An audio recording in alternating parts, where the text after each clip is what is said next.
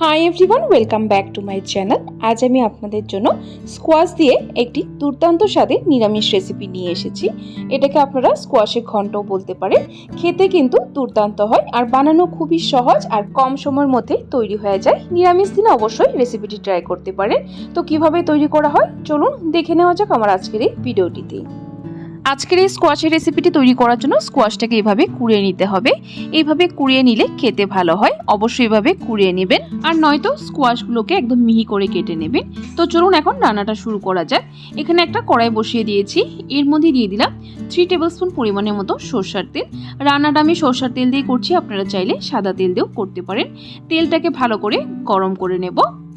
তেল গরম হয়ে গেলে এর মধ্যে আমি ভেজে নেব আগে চিনেবাদাম। এখানে আমি 1 মুঠোর মতো চিনেবাদাম নিয়ে নিয়েছি। চিনেবাদামটাকে সুন্দর লালচে করে ভেজে নেব। যদি বাদাম দেওয়াটা অপছন্দ করেন বাদামটাকে স্কিপ করতে পারেন। সো দেখুন বন্ধুরা, বাদামগুলো আমার সুন্দর ভেজে নেওয়া হয়ে গেছে, লালচে কালার এসে গেছে। এখন বাদামগুলোকে একটা আলাদা পাত্রে তুলে নেব। সবগুলো বাদাম আমি তুলে নিয়েছি। এখন এই সেম তেলের মধ্যে দিয়ে দিব একটা তেজপাতা জিরে, তারপর ফোড়নে দিয়ে দিব 1 টিস্পুন পরিমাণের মতো গোটা জিরে।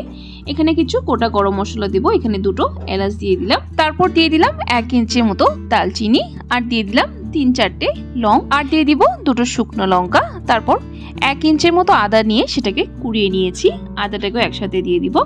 এখন ফোড়ন আর আদাটাকে ভালো করে 10 থেকে 15 সেকেন্ড ধরে ভালো করে ভেজে নেব। সো দেখুন বন্ধুরা, ভালো করে ভেজে নিয়েছি। এখন এর মধ্যে অ্যাড করে দেব কুড়িয়ে রাখা স্কোয়াশগুলোকে। এখানে আমি স্কোয়াশের পরিমাণ নিয়েছি 3টে মিডিয়াম সাইজের স্কোয়াশ দিয়ে দিয়েছি। এখন এর মধ্যে দিয়ে দিলাম স্বাদ মতো নুন, আর দিয়ে দিব 1 টিস্পুন পরিমাণের মতো হলুদ গুঁড়ো। নুন আর হলুদ গুঁড়োটাকে দিয়ে ভালো করে মিক্স করে নেব। সো দেখুন বন্ধুরা, ভালো করে নেড়ে চেড়ে স্কোয়াশটাকে মিক্স করে নিয়েছি। এখন ঢাকা দিয়ে মিডিয়াম ফ্লেমে ভালো করে কুক করে নেব। যতক্ষণ না স্কোয়াশের জলটা ভালো করে শুকিয়ে যাচ্ছে ততক্ষণ অবধি স্কোয়াশটাকে কুক করব। স্কোয়াশ কিন্তু কুক হতে বেশি সময় নেয় না, খুব তাড়াতাড়ি কুক হয়ে যায়। সো বন্ধুরা, প্রায় 7 মিনিট হয়ে গেছে। 7 মিনিট পর আমি ঢাকনাটা তুলে দিয়ে আবার স্কোয়াশটাকে ভালো করে নেড়ে চেড়ে নিচ্ছি। দেখুন স্কোয়াশের জলটা কিন্তু একদমই ভালো করে শুকিয়ে গেছে।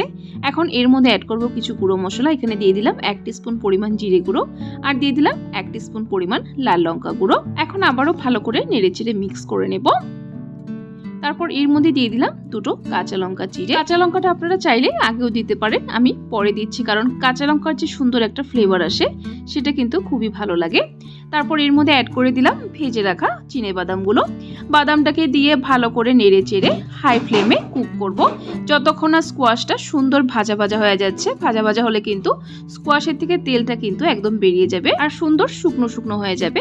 দেখুন স্কোয়াশটা আমার ভাজা ভাজা হয়ে গেছে। স্কোয়াশটা কিন্তু ভালো করে ভাজা ভাজা না হলে খেতে কিন্তু ভালো হয় না। অবশ্যই স্কোয়াশের ঘন্টটা ভালো করে কুক করে নেবেন।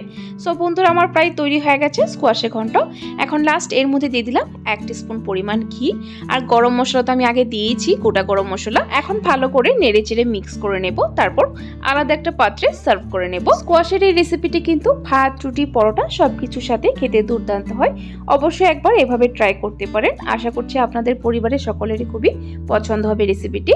সো বন্ধুরা, আমার আজকের এই রেসিপিটি আপনাদের কেমন লাগলো অবশ্যই কমেন্ট করে কমেন্ট বক্সে জানাবেন। আর যদি রেসিপিটি ভালো লেগে থাকে তাহলে কিন্তু একটা লাইক অবশ্যই দিয়ে দিবেন। আরও এরকম নিত্য নতুন নিরামিষ রেসিপির আপডেট পাওয়ার জন্য আমার চ্যানেলটাকে সাবস্ক্রাইব করে দেবেন। সাবস্ক্রাইব করে পাশে থাকা বেল আইকনটা ক্লিক করে অল করে দেবেন।